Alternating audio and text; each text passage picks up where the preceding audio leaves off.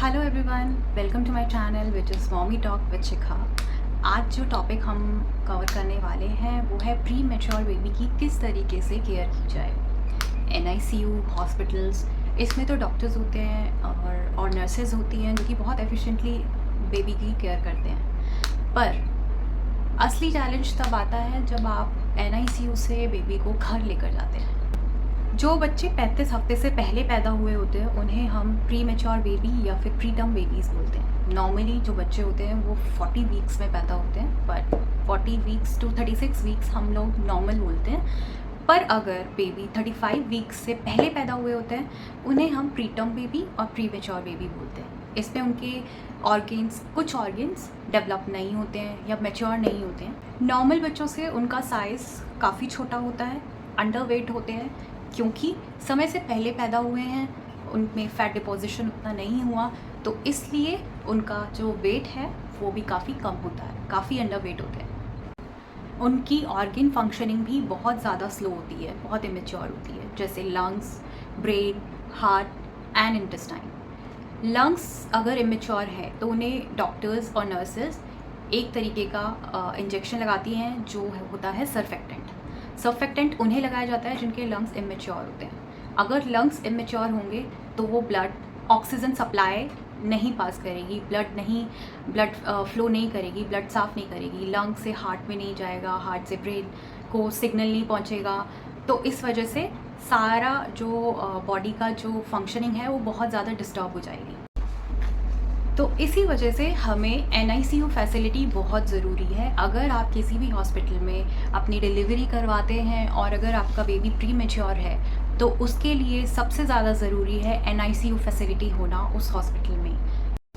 Pre mature babies को extreme level पर care चाहिए होती है। नॉर्मल बेबी को जितनी केयर चाहिए उससे भी ज़्यादा प्री मैच्योर बेबी को चाहिए। तो इसके लिए मैं आपको एक एग्जांपल देती हूँ, मैं अपना एक्सपीरियंस शेयर करती हूँ। मेरे जो बेबीज़ थे वो प्री मैच्योर हुए थे, 7 मंथ में ही हो गए थे और उनका वेट भी बहुत ज़्यादा कम था, अंडर वेट थे। So my baby girl was 1.2 kg and my baby boy was 1.7 kg। Premature baby और अंडर वेट, इससे ज़्यादा पेनफुल क्या हो सकता है। But premature babies underweight होते हैं क्योंकि वो मैच्योर नहीं हो पाए हैं, वो जब समय से पहले पैदा हो गए हैं, समय से पहले इस दुनिया में आ गए हैं, तो वो अपना फ़ैट कंपोजिशन जो 2 महीने में जो अपना फ़ैट लेते हैं, फ़ैट बनाते हैं, उस स्टेज तक तो वो पहुँचे ही नहीं। इसलिए प्री मैच्योर बेबीज़ ज़्यादा प्रोन होते हैं इन्फेक्शन के लिए। उन्हें कोल्ड हो जाता है, उन्हें फ्लू जल्दी होता है, कोल्ड हो जाता है और काफ़ी सारे इन्फेक्शंस के लिए प्री मैच्योर बेबीज़ प्रोन होते हैं। इन्फेक्शन बहुत जल्दी होता है प्री मैच्योर बेबीज़ को कंपेयर टू नॉर्मल बेबी।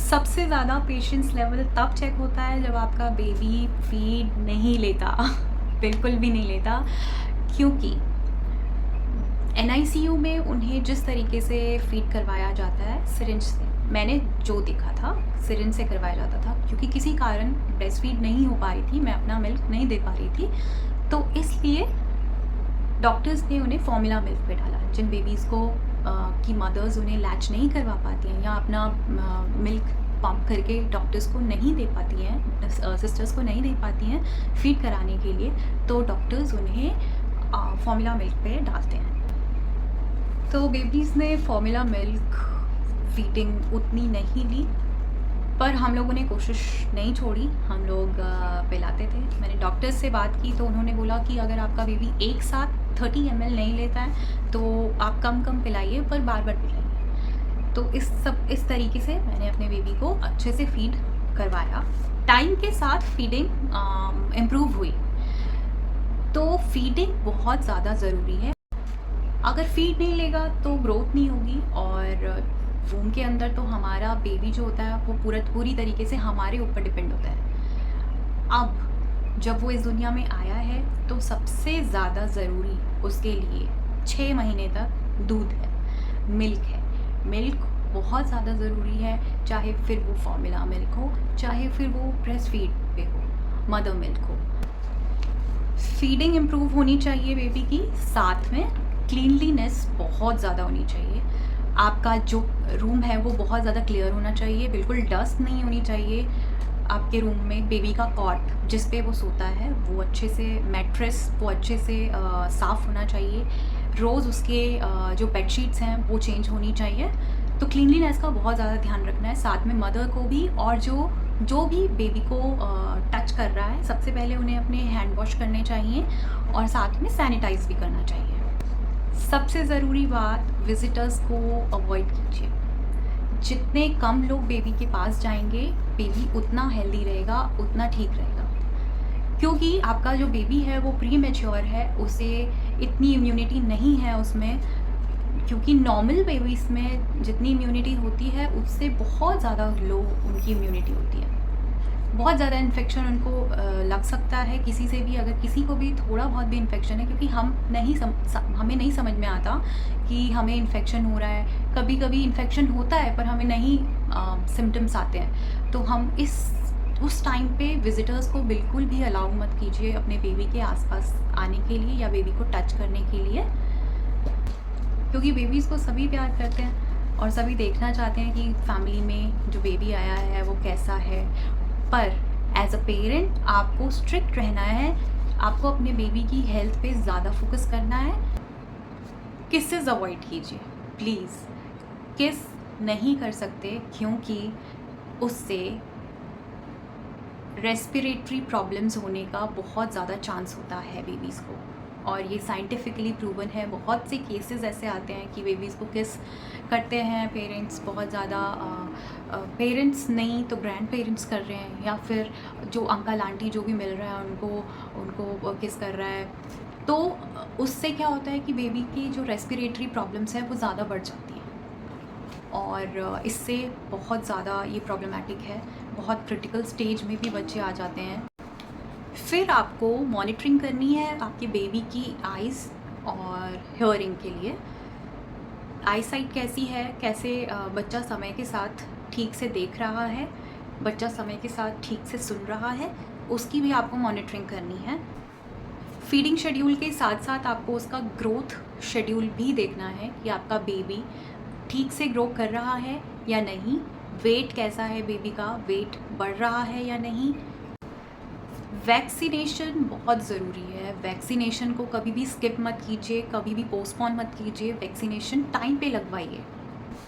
प्रीमीज़ अपना बॉडी टेम्परेचर मेंटेन नहीं कर पाते हैं ठीक से, तो आपको रूम टेम्परेचर जो है वो 28 to 30 डिग्री पे सेट करना है। बेबी को लेयरिंग में कपड़े पहनाने हैं, लेयर्स पहनाइए। पहले एक कॉटन की वेस्ट पहनाइए, उसके बाद एक कॉटन का ऊपर से कुछ एक और लेयर कीजिए, उसके बाद आप उसको किसी टावल में लपेटिए और उसके बाद आप उसको ब्लैंकेट उड़ाइए। अगर आपका बेबी जो है उसे गर्मी लग रही है तो आप उसे लेयर करके उतार सकते हैं। बहुत ज़्यादा मोटा कपड़ा, सिर्फ एक मोटा कपड़ा आप पहनाएंगे तो उससे भी प्रॉब्लम होगी। बॉडी टेम्परेचर बढ़ने के साथ साथ बेबी को फिट्स भी आ सकते हैं, तो ये बहुत एक डेंजरस साइन होता है। इसे प्लीज़ अवॉइड मत कीजिए। बेबी का टेम्परेचर बहुत ज़रूरी है, ना बेबी को बहुत ज़्यादा ठंडा चाहिए, ना बेबी को बहुत ज़्यादा गर्म चाहिए। एक नॉर्मल टेम्परेचर 28 to 30 डिग्रीज़ पे बेबी का रूम टेम्परेचर होना चाहिए। तो आज की वीडियो में बस इतना ही। आप मुझे बताइए कि ये वीडियो आपको कैसी लगी, इन्फॉर्मेटिव लगी, यूज़फुल लगी, तो प्लीज़ नीचे कमेंट कीजिए, इससे मुझे और मोटिवेशन मिलेगा। Thank you very much.